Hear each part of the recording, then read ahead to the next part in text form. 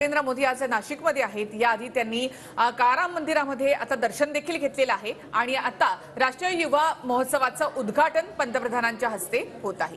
आणि या युवा महोत्सवामध्ये पंतप्रधान मोदी हे देशभरातून आलेल्या युवकांना मार्गदर्शन देखील करणार आहेत। मात्र तत्पूर्वी ही दोन दृश्य आपण पाहतो आहोत। पंतप्रधान मोदी यांचा नाशिकमध्ये भव्य असा रोड शो नुकताच पार पडला आणि त्यानंतर गोदावरी तीरावर पंतप्रधान मोदी यांच्या हस्ते जलपूजन देखील पार पडलं।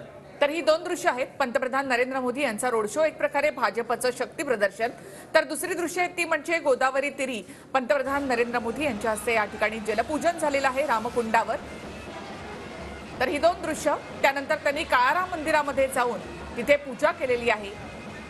भजनामध्ये ते सहभागी झाले।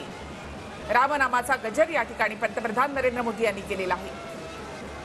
आणि पंतप्रधान मोदी यांच्या रोड शो दरम्यान मुख्यमंत्री एकनाथ शिंदे, त्याचबरोबर उपमुख्यमंत्री देवेंद्र फडणवीस, उपमुख्यमंत्री अजित पवार, त्याचबरोबर भाजप प्रदेशाध्यक्ष चंद्रशेखर बावनकुळे हे देखील सहभागी झाले होते। आणि एक प्रकारे लोकसभा निवडणुकीच्या पार्श्वभूमीवर भाजपकडून आणि महायुती सरकारकडून जोरदार शक्ती प्रदर्शनच नाशिकमध्ये करण्यात आलं। नाशिक दौऱ्याला सुरुवात झाल्यापासूनच पंतप्रधान नरेंद्र मोदी यांचा पहिला एअरपोर्टवरूनच तिथून रोड शो सुरू झाला। संपूर्ण रस्त्यावर या ठिकाणी रस्त्याच्या दुतर्फा असलेल्या नाशिककरांनी पंतप्रधान नरेंद्र मोदी यांच्यावर फुलांचा वर्षाव केलेला आहे। मोठ्या उत्साहातच या रोड शोला या ठिकाणी सुरुवात झाली। प्रत्येकाला या ठिकाणी अभिवादन करत पंतप्रधान नरेंद्र मोदी यांचा ताफा पुढे सरकत होता। तर दुसरी दृश्य आहे जिथे धार्मिक महत्त्व म्हणजे हिंदू धर्मामध्ये ज्याचं अत्यंत असं धार्मिक महत्त्व आहे त्या रामकुंडावर गोदावरी तीरी पंतप्रधान नरेंद्र मोदी यांच्या हस्ते जलपूजन झालेलं आहे।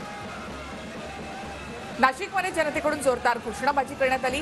पंतप्रधान नरेंद्र मोदी यांचं आगमन झालं, तसंच मोदी मोदीच्या जयघोष या ठिकाणी करण्यात आला।